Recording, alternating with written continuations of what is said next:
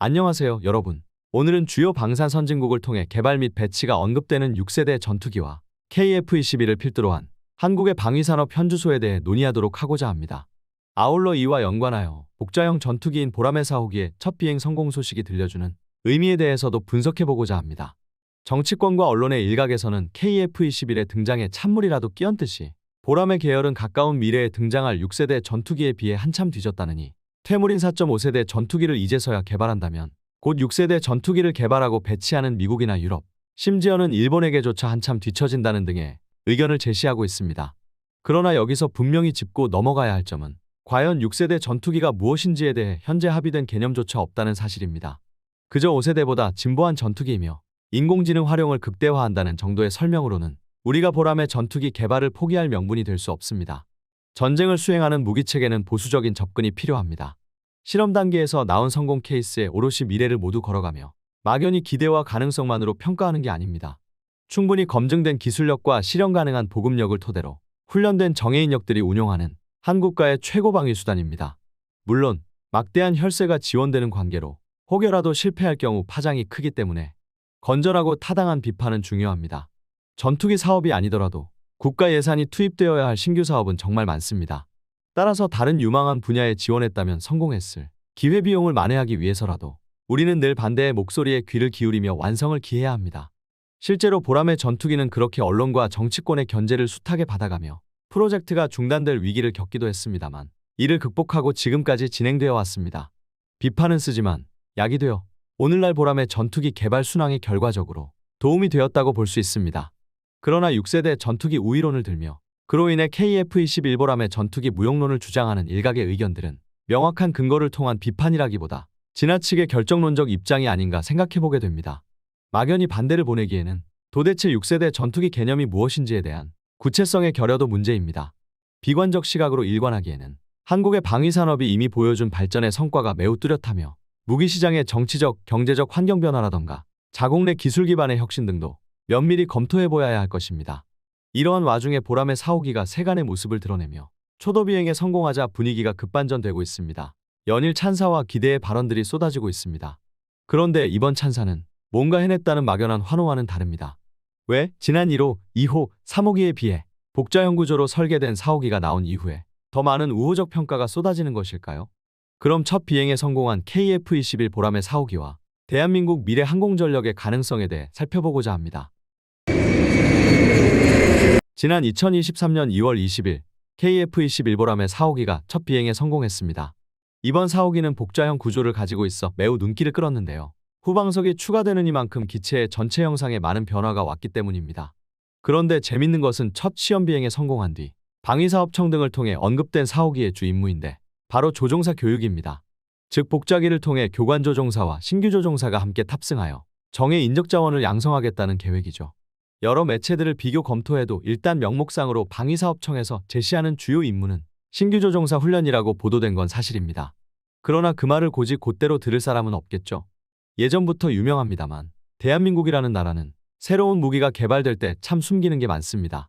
보통 후진국형 구조에선 뭔가 내세울 게 나오면 실제보다 늘 부풀려서 치적을 만천하에 알리는 형태로 국정홍보를 합니다만 한국은 예전부터 정권의 정치색을 초월해서 뭔가가 나오면 일부러 성능을 축소하고 의미를 감추는데 아주 능한 나라입니다. 이도 그럴 것이 동북아의 화약고라고 할 수 있는 지정학적 위치에서 신규 무기체계의 개발은 중국이나 일본과 같은 인근 국가들을 지나치게 자극해서 군비 증강을 야기시킬 우려가 있죠. 무엇보다 가장 중요한 것은 남북 대치 상황이라는 점입니다. F-35 스텔스기를 도입하던 때만 하더라도 북한을 자극할까봐 우려되어 대규모 행사를 자제했던 것만 보더라도 쓸데없는 분쟁을 일으키지 않기 위해 늘 축소하고 은폐하는 모습이 꼭 양의 탈을 쓴 호랑이 같기도 합니다. 분명한 건 고작 신규 조종사 교육만을 위해 4호기에 이어 6호기까지 복자기를 기획하지는 않았을 것이란 점입니다. 물론 6세대 전투기 플랫폼에 지나치게 경도되어 이게 진리라고 생각한다면 이제는 무인조종의 시대가 곧 다가오고 인공지능이 주축이 되어 조종사를 대체할 날이 가까이 오고 있는데 복자기가 웬 말이냐고 할 수도 있습니다. 실제 현재 세계적으로 가장 진보된 형태의 5세대 전투기인 F-22와 F-35는 모두 단자형으로 제작이 되었습니다. 컴퓨터 성능이 기하급수적으로 발전하다 보니 조종사는 한 명만 있어도 충분하다는 기술력의 표현이기도 합니다. 앞으로는 인공지능이 고도로 발달하면 조종사가 아예 필요 없을 수도 있는 상황에서 6세대 전투기 예찬론자에게 2인승 복좌기 제작은 마치 시대를 30년은 뒤로 돌려보내는 방식으로 느껴질 수도 있을 겁니다. 그렇다면 이렇게 생각해보는 것은 어떨까요? 과연 공군과 방위사업청 그리고 카이에서 인공지능에 대한 식견이 전혀 없어서 시대를 역행하며 복좌형 전투기를 개발한 것일까요? 그렇지는 않을 겁니다. 이 영상은 군사 분야에 관심이 많은 분들이라면 한 번쯤은 보신 영상일 텐데요. LAH 사업에서 제시된 유무인 복합체계에 대한 개념 설명을 위해 카이에서 제작한 영상입니다. 이미 LAH 사업에서도 드론과의 연동으로 경공격 헬기의 화력을 극강으로 끌어올린다는 구상이 제시된 바입니다. 우리나라의 미래 군사기술 비전의 핵심 전략은 유무인 복합체계인데 그 중심은 드론과의 합동작전입니다. 드론은 실제로 국내 방산업계를 통해 높은 수준으로 개발이 진척되어 있습니다. 단일 기체의 부족한 기능 및 화력을 드론과 합동작전으로 극강화하고 기체의 생존 가능성을 높이며 무엇보다 귀중한 전투 인력의 인명을 보호할 수 있다는 점이 특징입니다. 실현 가능성이 또한 매우 높은 것으로 주목을 받고 있습니다. LAH의 경우 헬기에서 발사되어 현장에서 조종되며 기체와 탑승 인력의 생존성을 향상시키는 특급 도우미로 활약하게 되겠죠? 생각만 해도 매우 든든합니다. 그렇다면 이 애니메이션 영상 또한 많은 분들께서 보셨으리라 생각합니다. 바로 일명 가오리 X라 불리는 KF-21 보라매를 호위하는 스텔스 무인기입니다. LAH 주위를 호위하던 소형 드론과는 차원이 다른 전력을 보여줄 미래형 무인 스텔스 시스템이라고 보시면 됩니다. 극한의 환경에서 작전을 수행하기 위해서는 단일 기체의 기계적 완성도도 중요합니다만 KF-21 기체와 더불어 여러 대의 드론이 동시에 연동해서 전체적 최적화를 위한 통합 프로세스가 확보돼야 합니다. 프로세스란 효율성을 위해 분업화시킨 각각의 기능 단위 업무가 파편화되어 따로따로 흩어져서 오히려 업무 성과가 저해되는 현상을 막고자 모든 업무 기능 단위를 하나의 흐름으로 인식하는 전사적 관리 기반입니다.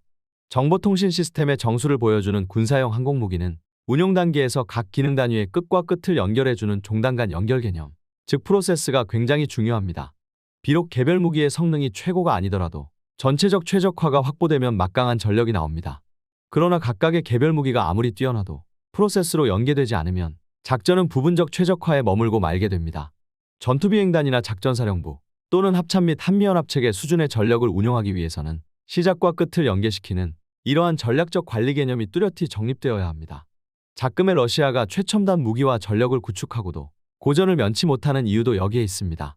기존 4세대 전투기에서는 기계적 성능의 문제로 전방석이 항공기 조종을 담당하고 후방의 조종사가 화기관제를 맡았다면 보라매 전투기는 여러 대의 드론을 운용하며 고도화된 작전을 수행해야 하기 때문에 복좌기가 필요할 것으로 보입니다. 물론 한 명으로도 가능하겠지만 미래형 유무인 복합체계에서 최소 2명의 조종사가 탑승했을 때 막강한 화력이 구현되리라 보입니다. 이런 개념을 현실화하기에는 이번에 첫 비행에 성공한 4호기의 복좌형 구조가 가장 이상적 기체 형상이라 보여집니다. 또한 복좌형 구조는 이외에도 전자전임무라던가 항공모함 탑재용 버전 등 다양한 형태의 특수목적기 제작에도 중요한 실험 데이터를 제공해 줄 수 있습니다. 그래서 4호기 외에도 6호기까지 복좌 구조로 기획이 된 것이라 보여집니다. 물론 여전히 인공지능 만능주의를 내세우며 통합 프로세스를 능히 사람 없이 할 수 있다고 주장한다면 이는 너무 무책임한 말이 돼버립니다. 이제서야 실험실에서 구현되는 초기 개념을 지금 바로 전투 현장에 갖다 쓸 수는 없는 노릇이니까요. 설사 그런 날이 온다고 해도 당장의 10년 후나 20년 후라고 보기에는 어려움이 있습니다. 또한 전쟁은 당장 내년에도 날 수 있습니다.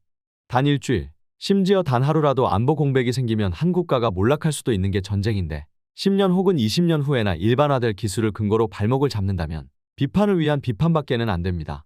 아직 걸음마 단계인 인공지능이 시간이 지나 충분히 성숙되면 적용할 문제이지 당장 우리 국가 공동체의 생사여탈을 온전히 맡길 만큼 성숙된 기술이 아닙니다.